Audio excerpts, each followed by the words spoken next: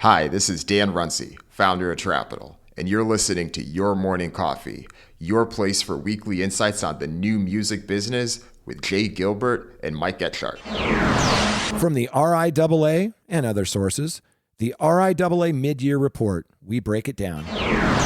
From Billboard, why indie artists are a rarity on radio. If you don't pay, you don't move up.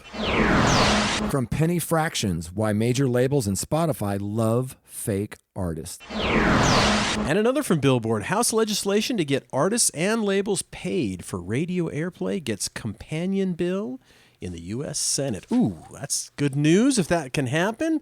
We have got more, Jay. Very looking forward to starting and hitting the play button right about now. Stand by for transmission. This is London calling. Wake up! The revolution is at hand! Your morning coffee is on the air. On the air, on the air, on the air, on the air, on the air.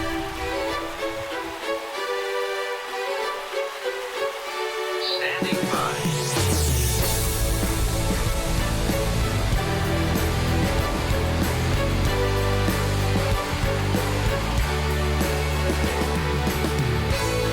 Your morning coffee, the weekly music news for the new music business. It's the highly curated, agitated, advocated, moderated, and liberated digital music information that you need to know. We are your digital music authority. And now from our studios in Hollywood, California, here's your hosts, Jay Gilbert and Mike Etchart.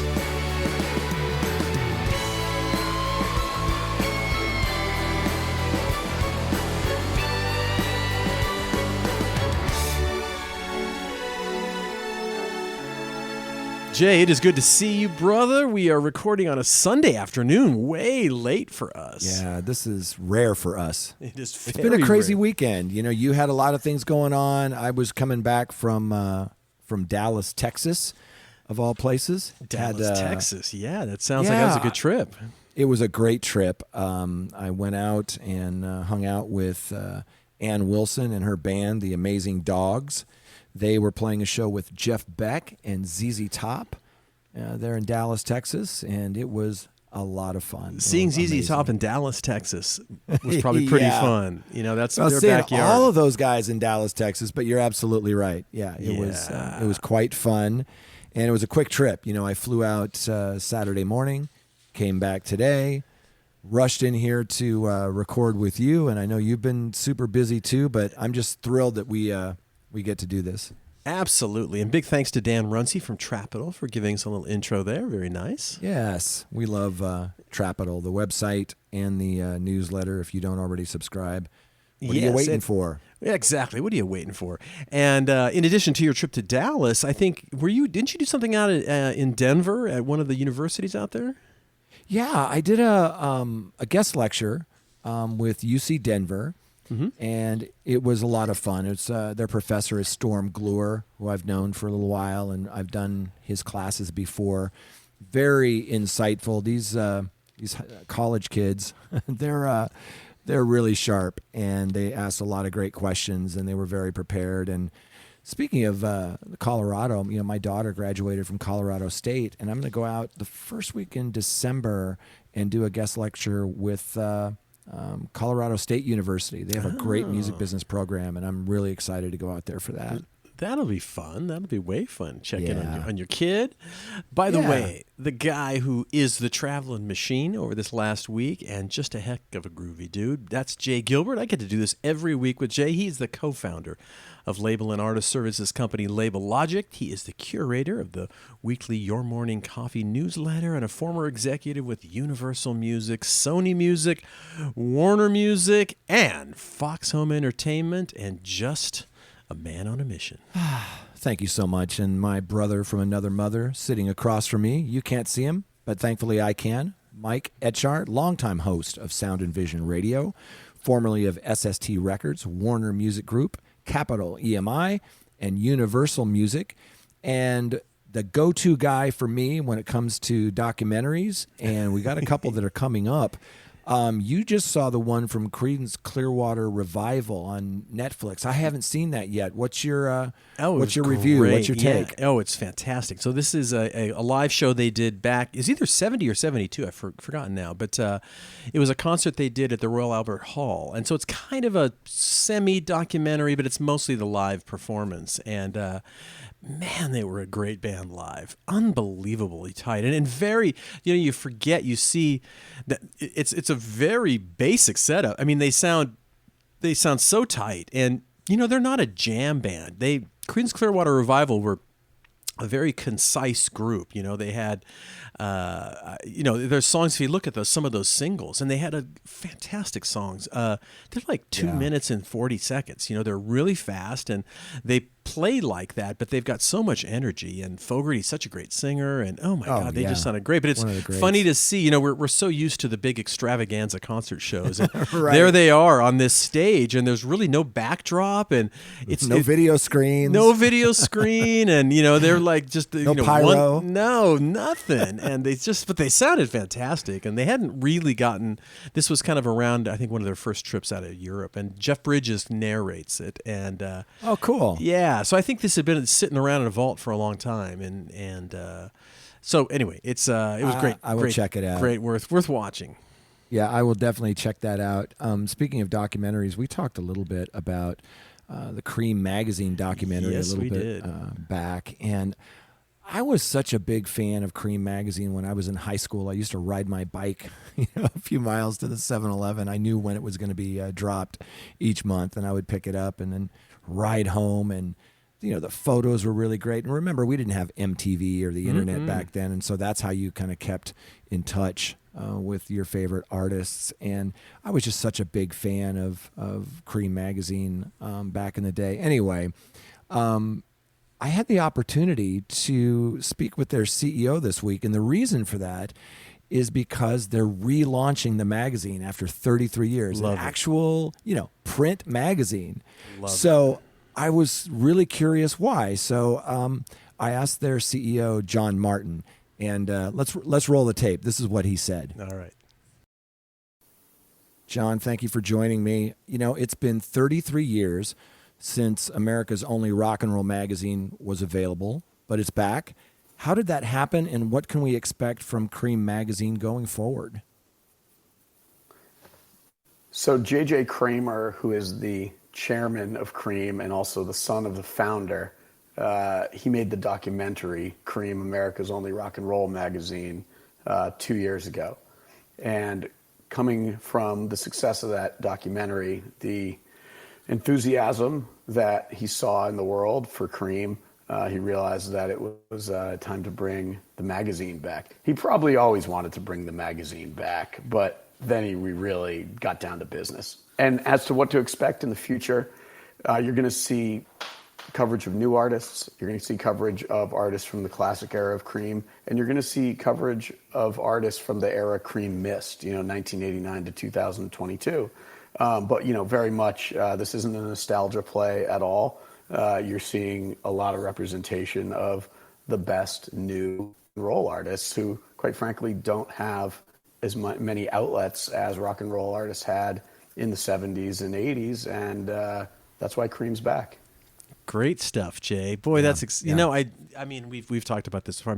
We're both magazine geeks, right? And absolutely. When we used to travel, that was I would always go to Tower Records, and especially the British publications, get Mojo and a lot of the other things, because they're just so well written and so detailed and lovely printing, and they were expensive, but it was worth every penny of it. And I just applaud someone coming back with a print magazine. How cool is that? Yeah. I used to fly to New York, and I had this routine, and my coworkers still goof on me for this, but I would land, I'd drop my stuff off at the hotel, and then I'd run down to Virgin Records. They had this great magazine stand, and I would get what you just mentioned, like at Mojo or Q or whatever. These British rock magazines tended to be so much better, better stories, better research, better photos.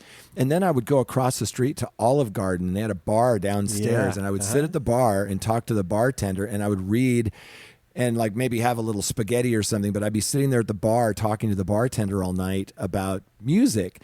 And I remember one time sitting at a staff meeting, and the CFO goes, Jay, I want to talk to you about your expenses. And I said, yeah, well, what's the deal? And he goes, so you're going to New York, where some of the finest restaurants on the planet, and you're going to the Olive Garden? Like what is up with that? And it's like, it was my routine. That bartender was so cool, and we just talk about music. And anyway, I'll take the abuse. Yeah, exactly. But love to see that magazine is coming back, and that was such an influential magazine to so many people. Yeah. And like you said, if you were alive and a music fan during those years, it's hard to, like my kids can't quite, I mean, they know intellectually that there was no internet. It was before MTV.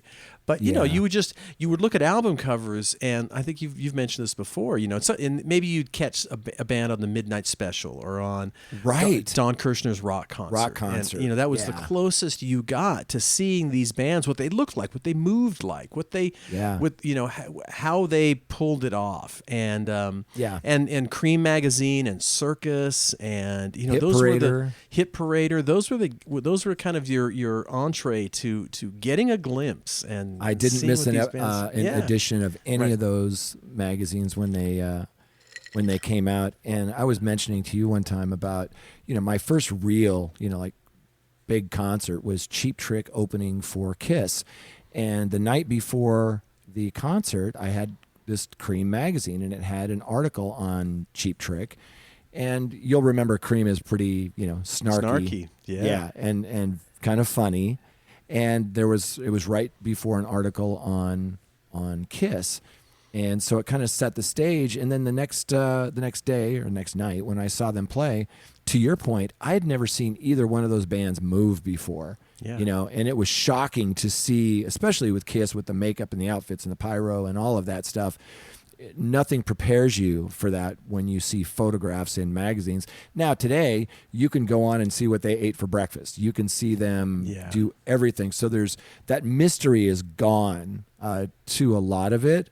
But it was a different time. It was a little more romantic. It was and something you mentioned, those magazines were available at 7-Elevens or Five and Dimes. Yeah. And we both grew up outside of major media centers, major metropolitan areas, and you could still get those magazines there. And so that made a big difference too.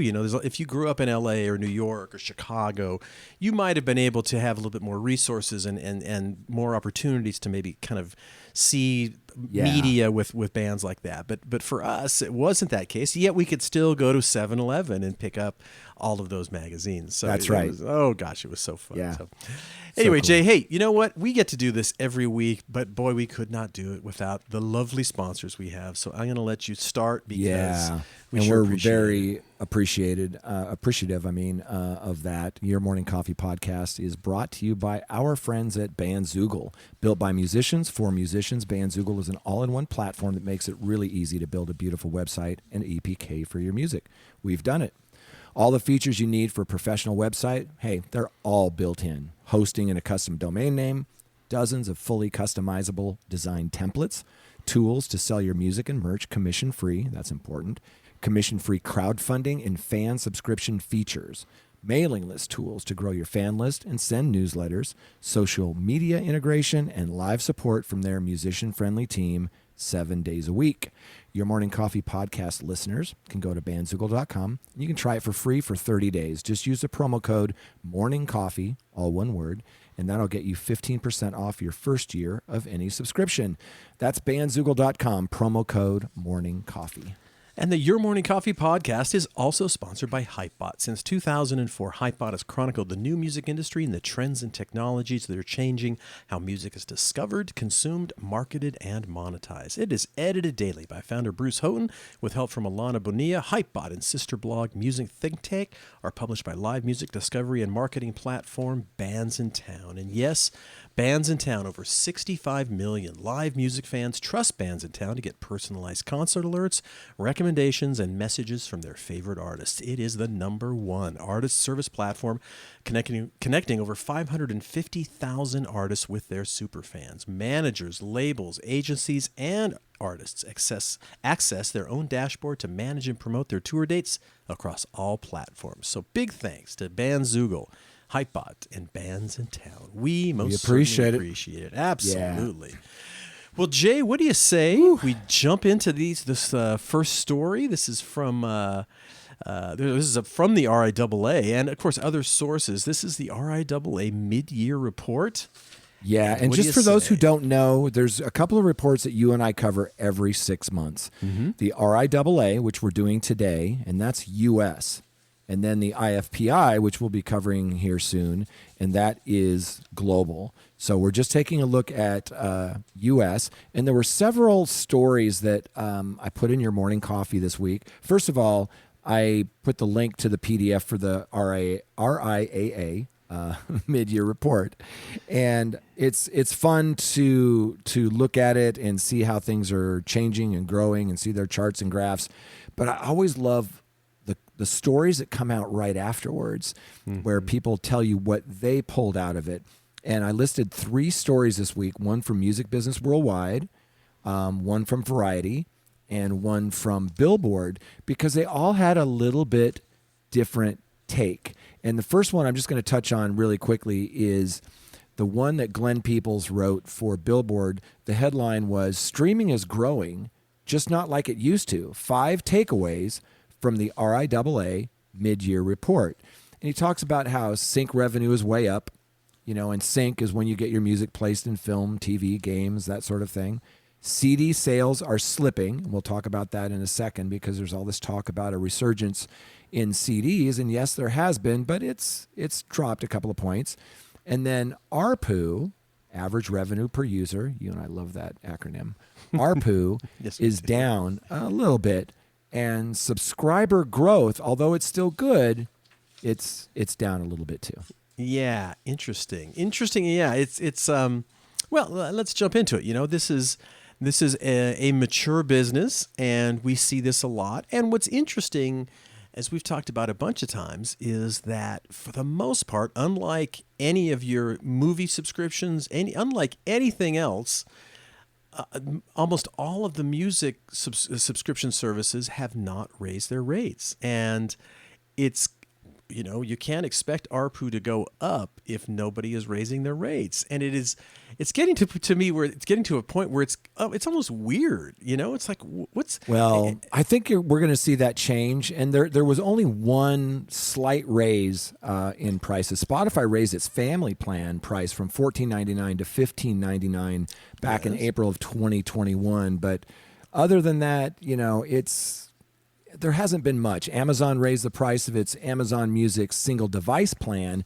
from $3.99 to $4.99. Again, these are very small, changes. And Amazon raised their Music Unlimited from $7.99 to $8.99, or $79 to $89 annually. But that's that's very little revenue. And I think you and I both agree that in order for things to really change and get people paid how they should be paid, and these prices are just so low for an all-you-can-eat with 80 million tracks. Absolutely, and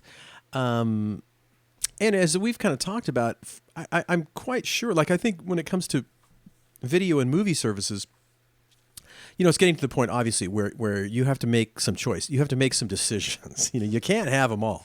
You can't have Paramount. You can't have the Peacock. You can't have Discovery Plus. You can't. Well, I mean, you can, but most of us. It's expensive. Right? It gets expensive. Most of us kind of have to say, okay, what am I really watching in the next couple of months, and you make decisions based on that. However, music is a little different, and so everybody pretty much has one music service, and I don't think there's not going to be a stampede to cancel the service if Spotify raises their rates. I don't think. It's and yet and you would think Spotify would be doing that, or I would think that, but I guess they're just very tentative and don't want to be the first one to do it. I think that's a large part of it. I think that with music, you build your playlists and you have your library, and you may not want to jump ship. Plus, the difference between the DSPs is minimal, right? I mean, honestly, when it comes right down to it, they all sort of have the same music. But with all of those video services, they're different. And I hear the behavior, I read that the behavior on video is people will jump in and jump out depending on what's going on there. But to me, that's a pain. You know what I mean? Like, I'm too busy to worry about that. Give me one good service and I'll subscribe and, I'll get on with my life. Yeah, exactly. Well, let's talk about Glenn's article too, because he's got some takeaways. And you touched on this. Subscriber growth rate fell to single digits at 90 million subscribers. The U.S. market added 8 million subscribers, which is a 9.8% gain from mid 2021. Yeah. But that was considerably smaller than the 9.5 million gain, equal to about 13% in the first half of 2021. At the midpoint of 2020, subscriptions were up 13.9 million, or 24%. So, one would assume that, the market is maturing, or it is mature, and it will continue to grow, but you're not going to see those exponential growths potentially. I mean, but it's still growing. So. Yes. Right? It's still growing. Yeah. It's just not growing as fast as it was. And we talked about Glenn pointing out that CD sales fell 2.2% after bouncing back. CD sales, they're still down from pre-pandemic levels in terms of the dollar amount. However, the almost $200 million of CD sales in the first half of 2022 were about 19% lower than the 248 odd million in the first half of 2019. So in my mind, that's closer to flat. I mean, 2.2% fall, that's not massive. And I always think about, like, what are the releases in those time periods? Are we comparing a release period, let's say it's 6 months or a year, that had Adele or some big CD seller? Yeah. So that number to me isn't massive. I still think that CDs are doing much better than people would have thought they'd be doing. Absolutely. Speaking of that ARPU that we had mentioned, average revenue per user fell to $50.09 from $50.31 a year earlier. Again, that's really, I mean, it is a slight dip, but it's nothing to that's nothing. But interestingly, the RIAA does not report that metric. So in this case, Billboard calculated ARPU using the two metrics in the report: paid subscription revenue and average number of subscribers. So they kind of... That's a good point. They just kind of calculated that themselves. Yes. Yeah. But it will be interesting to see if this is the year when, let's say, Spotify raises their rates, because that'll make a big difference. Absolutely. And Variety points out, it was Jem Oswald, who we cover a lot on Your Morning Coffee. The headline for Variety in Jem's article was vinyl sales soared 22% in the first half of 2022. And of course, again, that's U.S. So he points out that U.S. recorded music overall, the revenue climbed 9%. Streaming revenues were up 10%, and vinyl soared a whopping 22% the first 6 months of 2022, according to the Recording Industry Association of America, RIAA. Total revenue climbed 9% to $7.7 billion. That's the estimated retail value. So the total streaming revenues rose 10% to $6.5 billion, and paid streaming subscription services are up $90 million, with their revenue rising 10% to $5 billion over the first half of the year. However, the report notes that at wholesale value, revenues grew 8% to $4.9 billion. And I know that's a lot of numbers that we're throwing at you, but the takeaway there is that with CD sales maybe flat or down a couple of points, you've got vinyl that's still up 22%. And it's not lockdown anymore, right? It's not just people like me at home replacing their vinyl. It's still growing. And that's of course a category that still cannot produce as much vinyl as demand. So it's getting better. It's getting better. Absolutely, sure. You're right. Yeah. It is. whenever I talk with artists and managers about release cycles, we're looking months and months ahead for that vinyl and planning accordingly to get the capacity. Now, this mid-year report, and again, I love these reports, they have these really cool charts and graphs, and one of them just shows, what the breakdown is by configuration, right? Mm-hmm. And you look at streaming, and it is most of that pie. It's 84%, of the revenue from U.S. recorded music in the first half of 2022. 84% is streaming. Physical is 10%, right? That's CD and vinyl. Digital downloads are still hanging in there, about 3% of the revenue. And then sync licensing, music placed in film, TV, games, etc., is about 2%. But the sync thing, I wonder how that's tracked. It's so hard to stay on top of that. Like how would you stay on top of all of those deals for all of those syncs? I can see how you do it like in a major motion picture or a television show or maybe even some commercials, but we'll have to ask Glenn Peoples about that, how they track that and how accurate that number is. Yeah. In his article, he's got sync revenues jumped almost 30% to $178 million. Yeah. Which was a remarkable jump for a category that remains steady in the previous 4 mid-year reports. So these are, but even at $178 million, to be honest, that seems low. We've talked about all of these different streaming services and for film and television, and I mean, there's just loaded with music. It seems like that number would be a larger number, even though that's a 30% jump. It's stunning, but that's really kind of the new radio. Boy, everybody, in our era of working at labels, the film and TV guys were just down the hall and nobody paid any attention, and they would get deals, bring deals in, but now those guys are in all the meetings, and every manager comes in and says, "I want my it's artist a priority. music and TV and film." Yeah. They want that. And it wasn't that long ago, Neil Young was railing against artists who were using their songs in commercials. And just over time, I think part of it was that Sting Jaguar commercial. I think part of it was the hipness of some of those early iTunes commercials that would break bands, like Feist. And, over time, for a developing artist, it's been one of those ways that they can break through. Yeah, absolutely. It is such an important part of artist development now. But that means that lots of people clamoring for not a lot of competition. Sure. Absolutely. Well, the next article, Jay, it seems like again we just in the industry we can't get away from this. It's from Billboard. Why indie artists are a rarity on radio. If you don't pay, you don't move up.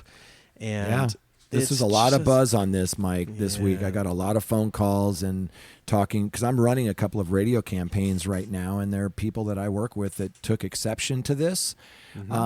But they were quick to point out that although there are some bad actors out there that you have to pay to get on the radio, and we'll dig into that in a second, this piece by Elias Late, the kind of sub-headline is promotion executives from independent labels tell Billboard that a pay-to-play toll is keeping them off the airwaves. Now, can you use an independent radio promotion person that doesn't do this? Yeah, we're doing it right now. We've done it a lot.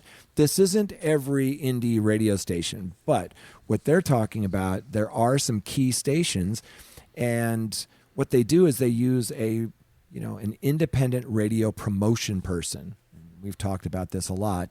So you're not necessarily paying a radio station to play your song. You're paying an independent radio promotion guy, like, I'm going to pay you this much money, and I'm hoping that you can get my song added to these stations. And that's where, as you mentioned, this has been, a thorn in the side of the music industry, forever. I mean, since the 50s, and it's really a challenge, especially for indie artists. Yeah. This article starts with, it's worth reading. It says, not long ago, a major label radio promotion executive had a song climbing up the top 10 in his format. Eager to maintain the track's upward momentum, he tried to get a station in a small city in the Northeast to put the song into rotation. There was only one problem. That station worked with a middleman known as an independent radio promoter who controlled what tracks received airplay. And that middleman demanded $3,000 for an ad. $3,000. $3K. And this is a small station. And this person said, it frustrates the hell out of me. But if you don't pay, you don't move up. He notes, referring to the radio airplay charts. Adding to the frustration, the cost was high enough to make even a deep-pocketed major label think twice. In the world of independent labels, though, $3,000 to get one song played on one station in a small market can be prohibitive. Majors can throw so much money at a release and get it running up the charts, said one executive with experience running radio campaigns for indie labels. As an independent label, you can get something played at a small handful of commercial stations. Once your budget runs out, you almost have a built-in ceiling. And, having worked and started at an indie label, we relied on college stations. The thought of moving a track from success at college radio to then the burgeoning alternative rock, the K-Rocks of the world, was just almost untenable because of these gatekeepers. And this is in the late 80s when I was working at an indie label. It hasn't changed. In fact, it seems like it's gotten worse. Yeah, and they talk about money, but there are other things that are sort of bartered for these things too. And we've seen this for many, many years. And that could be, ticket giveaways. It could be having the artist play your holiday show. Yes. It could be on-air giveaways. Promotion executives, they have these varying offers. And they talk about some of the campaigns, they're not created equal. For example, a AAA campaign can run $30,000 and up, while making an impact at alternative radio is likely going to cost at least $40,000. Jeez. It could take more than $60,000. A campaign at Active Rock and Adult Top 40 will often set a record company back even more than that, these sources say. And if a label sets its sight on the top of mainstream R&B, hip-hop, or Top 40 airplay charts, the budget's likely going to be in the six figures. Jeez. Well, and, you always talk about in anything like this, what's the ROI? What's the return on investment? And when it was a CD business, there was a considerable return on investment. But now in a streaming world, does it come back? Well, I was reading this piece about how the tail is wagging the dog, meaning that it used to be that when streaming, in 2006, 2008, 2010, when streaming was first starting to pick up steam, that they were looking at radio playlists and radio charts and modeling a lot of their playlists after those. Well, now it's swapped. A lot of radio stations are really looking to these top playlists by Apple Music, Amazon Music, Spotify, etc., and modeling their radio after that. But the problem is there are stations where you're not going to get your record played unless you're going through an independent promotion person and money or goods are exchanging hands.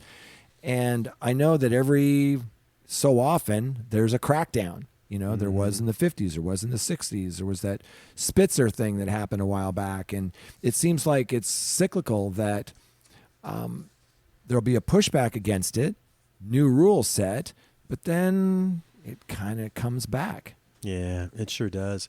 But again, this, we're talking about independent labels versus major labels in this scenario. And as this article points out, it says as a result of these gatekeepers, some independent labels have chosen to tap out. There are certain formats that indie labels don't venture into because they just can't afford it, says one longtime member of the independent music community who has worked at a variety of labels, pointing especially to Top 40 and country radio.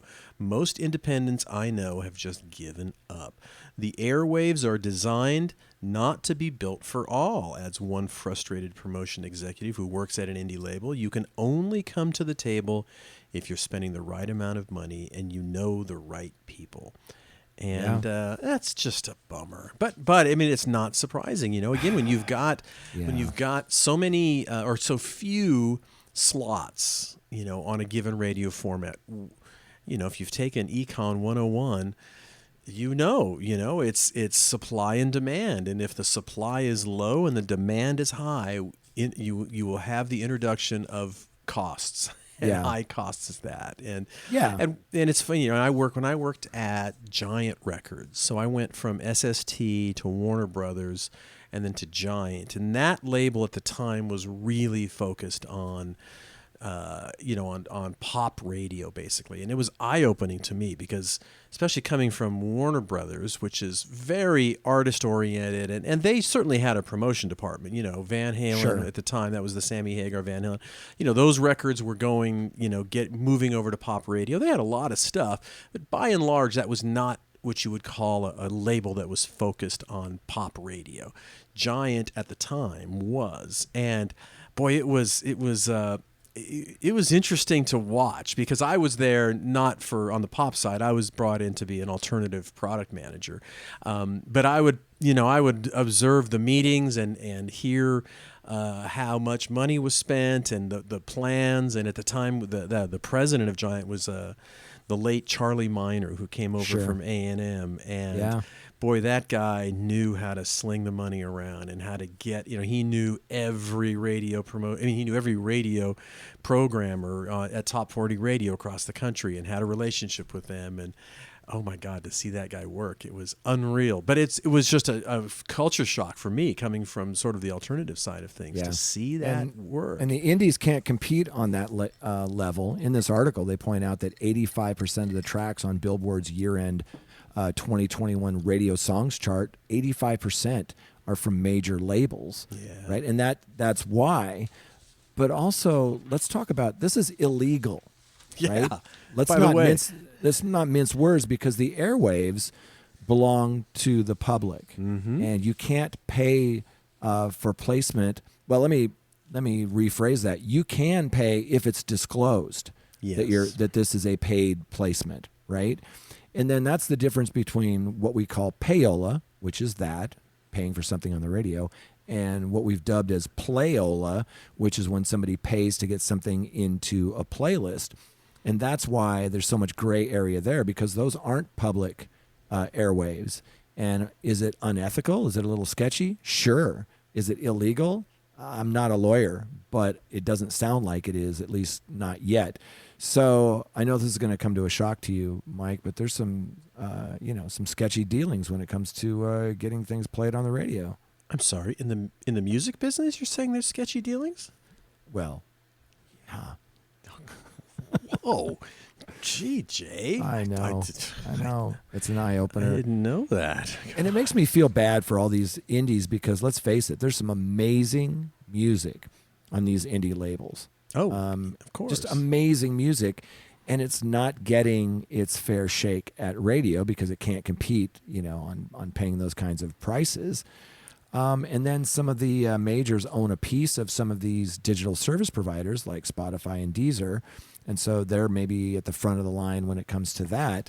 So it just makes it more challenging for an indie artist in today's marketplace. And another thing that's been pointed out in some of these articles is that, take country music, for example, that's this problem on steroids. It's a whole different world out there. Don't think you're going to just have a great song and have it added at country radio. It takes money and it takes relationships. Yeah, absolutely. Well, speaking of sketchy, Jay, let's move into the next story. It's from Penny Fractions. Why major labels and Spotify love fake artists. Yeah. Yeah, this is a takeoff of an article we covered either last week or the week before. It's kind of a second one. And he even points out that his last newsletter on fake streams got people really excited. And, so he decided to kind of have a part two. And if you don't read Penny Fractions, you should. It's really a great newsletter. I really love it. He talks about notable instances of fraud are often perpetrated by the world's largest record companies. You take that back.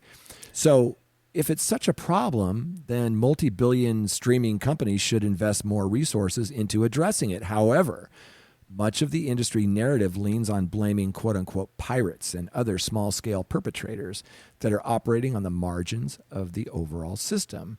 My less vindictive view of these quote-unquote bad actors is informed by this week's topic of fake artists. Now, he goes on to talk about, FN Mecca, who you and I have talked about, that was that, virtual reality rapper, and come to find out that there weren't many people of color working on it, and it had some really bad negative stereotypes about African Americans and so on.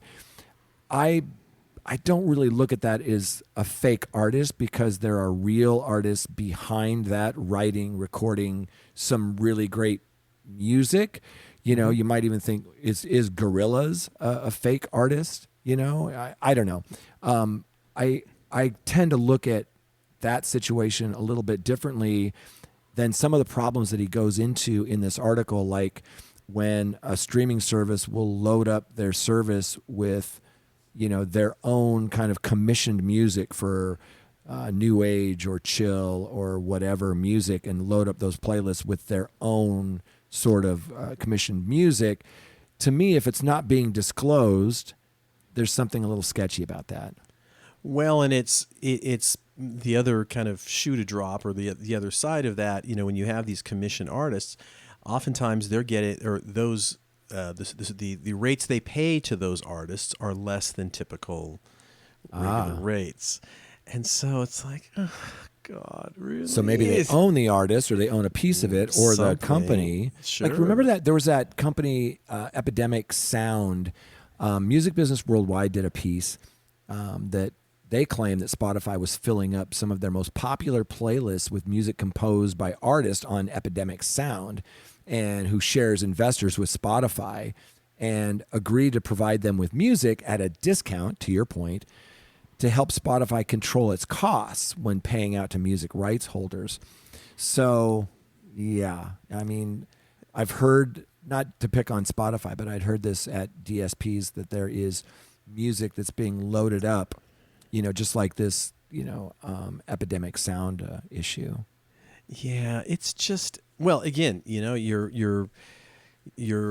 shouldn't be surprised, but we can always be disappointed.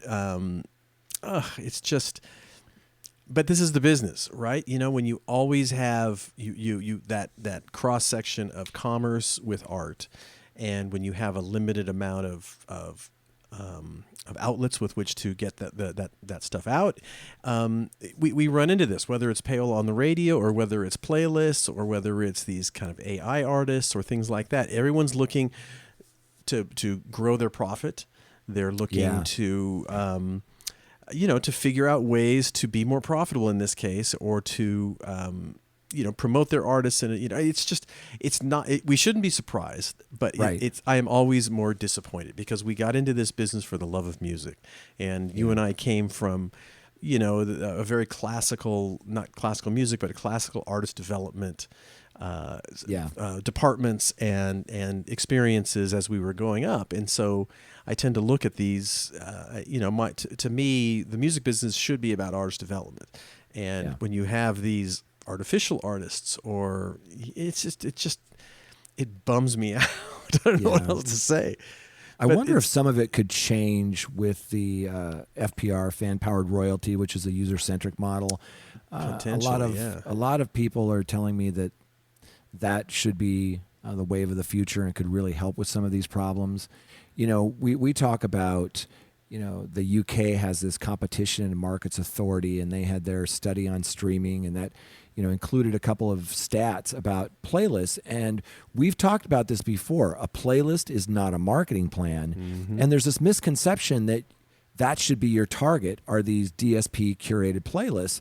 But what the study found is over half of the plays generated, let's say on Spotify, came from user curated playlists, not DSP curated playlists. Right. And that was Spotify, but looking at the other three platforms, YouTube, Apple, Amazon, nearly half of the listening happens completely outside of any of those curated playlists. And you and I were talking about this chart. I printed it out from a few weeks back, where the percentage of people who are listening to music on a playlist compared to somebody's library as opposed to just searching it. It's not the primary behavior, yet it's all anybody wants to talk about. Oh, I got to get on New Music Friday, or I've got to be on this playlist. It's like, a playlist is not a marketing plan. Yeah, very frustrating. Anyway, well, we will continue to kind of come back to these versions of these stories, and this, as this article ends, he said, the narrative of artists being displaced and without any agency to stop it is one that only serves those making these digital tools. However, there are plenty of music communities and scenes that don't need to shrink themselves into this market share driven paradigm that's coveted by big labels and streaming platforms. Yeah. Okay. There it is. There it is. All Before right. we move on, I just want to touch base really quickly. The person who puts together Penny Fractions every week is David Turner. And I had the pleasure of talking with David once or twice. And he's very deliberate, very smart. He's one of those guys that likes to dig a bit and find out why things are the way they are. And again, you can support him with his Penny Fractions newsletter. It's really great. He's written for Pitchfork, Rolling Stone, Music Business Worldwide, but I highly encourage you to check out David Turner's Penny Fractions. Yeah, and he's got a lot of nice links to interesting stories, kind of in the financial world of music, and definitely worth reading his newsletter and following what he's talking about, because he's another smart cookie that we appreciate and look up to. So the last one, the last story we're going to talk about actually is from Billboard. House legislation to get artists and labels paid for radio airplay gets companion bill in the U.S. Senate. And this is something we've talked about a number of times. And just a reminder, here in the U.S., if you are an artist being played on the radio, unless you're the songwriter, you're not getting paid for that airplay. Yeah. It's different in most territories around the world. Both the songwriter and the artist get paid. It's been a long-standing deal between the labels and the broadcasters going back into the 50s or the 40s. I mean, a long way back that had this deal, and there have been so many attempts to try to change it, and nothing has really worked. You're right, but it's really been heating up over the last couple of years, in large part to Blake Morgan. And we've talked about Blake. I've spoken with Blake. He's a great recording artist, number one, but he started this thing, this hashtag I respect music. Mm-hmm. And that has really put this in people's minds, in front of mind, and got people to talk about it. And he was kind of the first one that I had heard that really was shouting from the rooftops that the U.S., to your point, is the only democratic country in the world where artists don't get paid for AM and FM radio play. It's crazy that they don't. And he was arguing that radio stations were saying, well, this will put us out of business. It'll bankrupt us. And it's like, no, you're actually going to pay based on your revenue that you bring in. And for a small station, that might be $500 a year. It's not going to put you out of business. It's not going to break you. But it's time to pay up, and I'm so happy that, this House legislation has passed, and now it's going to the Senate, and it's really pushed by a couple of senators. Senator Alex Padilla, Democrat from California, and Marsha Blackburn, a Republican from Tennessee. So it's this bipartisan thing, and they're saying, look, it's time. It's time for these performers in the U.S. to get paid when their songs are played on the radio, because the radio stations are profiting from that. Oh, and what's particularly galling too is over the last 20 years there's been this consolidation of radio, and these are gigantic corporations, and we are not talking about a lot of money. We're talking about pennies per play of a song, pennies per play, if that. Yeah. And for them to push back on that, it's just the hubris. It's galling, It's like, come on, people. It's again, and it's like, we've talked a lot about sort of some of the galling things about, songwriters getting paid. Yes, and it's just like, oh my gosh, come on. But at least we're making progress on both fronts. We talked last week about Glenn's article about how the increases are going to be rolled out for songwriters.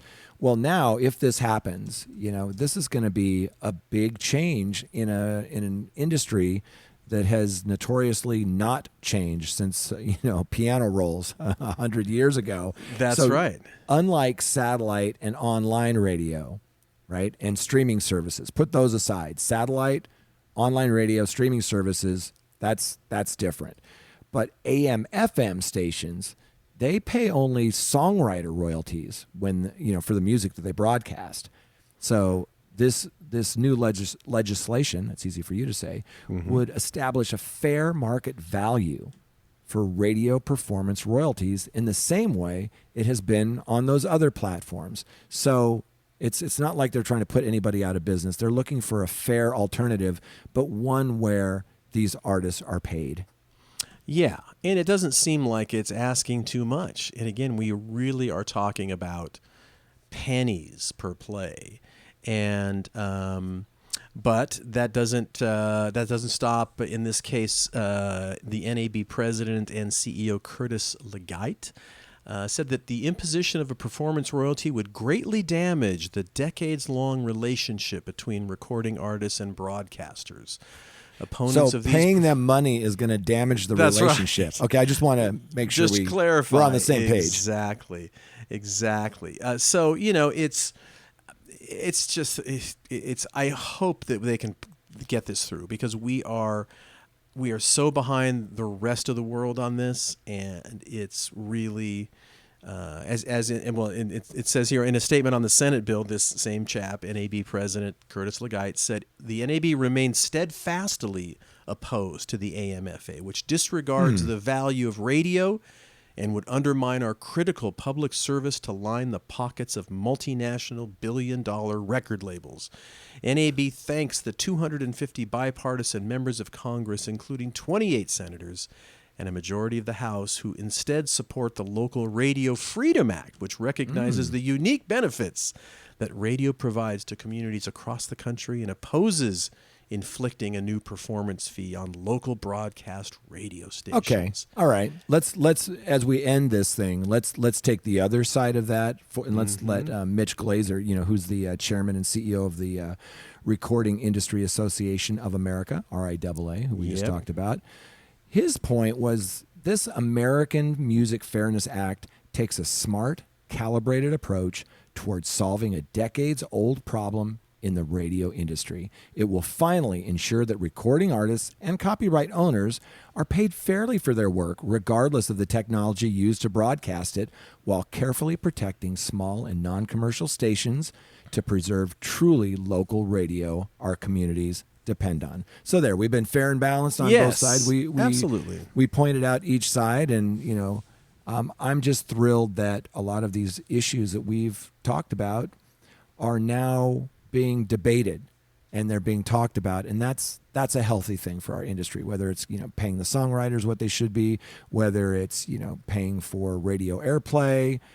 All of these things I think are really healthy conversations to have. Yeah, absolutely. You know what I would like to see actually is a breakdown of truly a typical radio station, how many songs do you think they play an hour? Yeah. Maybe 12. I don't know. It depends, I guess, on the length of the song or the format. But I'd love to see kind of a breakdown of really, truly how much it would cost a given station based on X number of plays per hour of songs. What would that cost in a month, in a year? And I bet it would be a shockingly low number. That's just my guess. I've always heard that it's about a nickel a play for them to pay the publishing, give or take. And so if this is another nickel, so a dime a play totally, and if they do 10 hours or 10 songs an hour, are we talking about $1 increase? I don't know. I don't really know the real numbers, but I'd love to know the real numbers. Well, let's do that. That's a good follow-up. I'll ask our friends, whether it's over at Billboard or maybe, Chris Castle knows. We know people that are much smarter than we are. Not as handsome, but definitely smarter. Yeah. And, we can ask them. I think that's a good follow-up to find out, is this going to bankrupt stations, or is this kind of a small thing? Because if you play music in your restaurant or in your bar, you have to pay, right? If you're making money on the backs of music, the digital service providers, they pay for that music, right? If you want music in a TV show or a film, you pay for that. So again, I'm just a big advocate for getting artists paid fairly. I don't want to put anybody out of business, but I know that there are some companies that are having record profits. Yeah. And I think that we need to take a look at how that revenue is flowing and make sure that we reevaluate it, because it ain't working. Nope, absolutely. And on that note, though, Jay and I are going to wrap up this episode. So we do want to thank the wonderful sponsors we have, Bandzoogle, Hypod, and Bands in Town, for helping us put the show on every week. We want to thank our listeners for listening in and subscribing to Jay's fabulous newsletter, because we certainly appreciate it. And I always say that Jay is the guy that I wanted to sit next to in class in high school, because he always had all the answers and was well-read and knowledgeable, and that his newsletter is just such a wonderful recap of all the important stories, and it's a great resource. Absolutely. So on behalf of Jay and myself, thanks for listening in this week. Needless to say, we'll be back next week on the Your Morning Coffee podcast.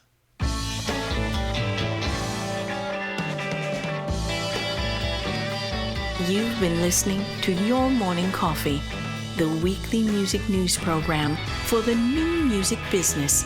Join Jay Gilbert and Mike Etchart next time for the digital music news you need to know.